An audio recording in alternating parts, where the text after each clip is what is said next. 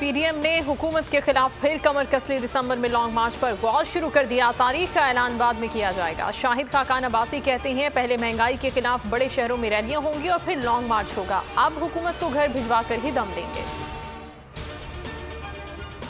शहबाज शरीफ और मरियम नवाज ने हुकूमत पर ट्वीट्स के बाउंसर मार दिए। शहबाज शरीफ कहते हैं महंगाई पर बस नहीं चलता तो इस्तीफा देना तो आपके बस में है।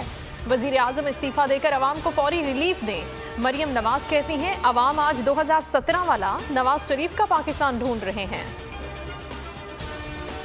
बिजली महंगी होने के जिम्मेदार अली बाबा और 40 चोर हैं। विफाकी वजीर गुलाम सरवर की तनकीद। मुराद सईद कहते हैं आज सारे चोर इकट्ठे होकर शोर मचा रहे हैं। पाकिस्तान सेमीफाइनल में पहुंच गया लेकिन इलाज के लिए लंदन जाने वाला शख्स वापस न आया। शहबाज गिल ने कहा महंगाई पूरी दुनिया में बढ़ रही है। ऑपोजिशन मिले बंद करके अफरा तफरी फैलाना चाहती है।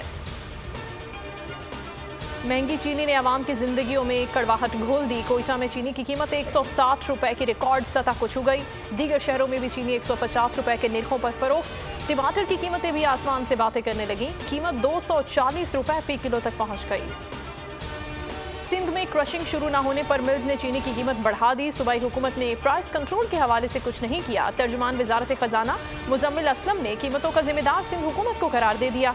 कहा हुकूमत के पास अगले 22 दिन का स्टॉक मौजूद है।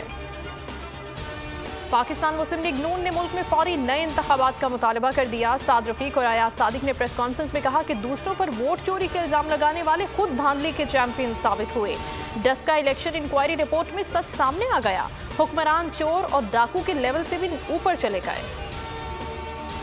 कराची में नाजिम जोखियों का कत्ल। वजीर आजम इमरान खान का नोटिस। गवर्नर सिंध और अपोजिशन लीडर की अहलखाना से ताज़ियत।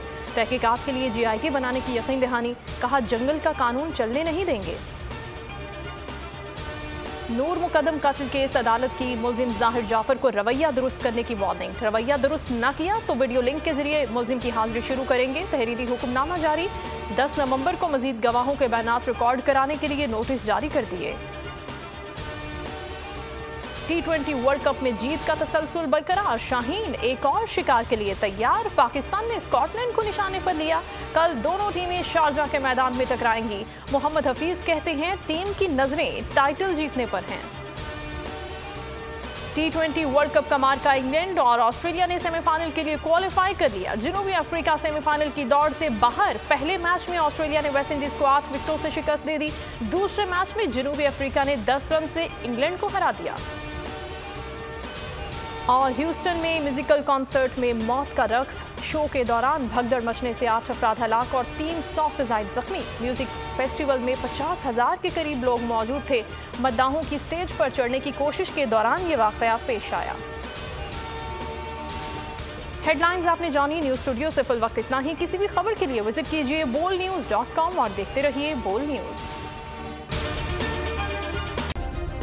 सब्सक्राइब करें और बेल दबाएं ताकि कोई खबर रह न जाए।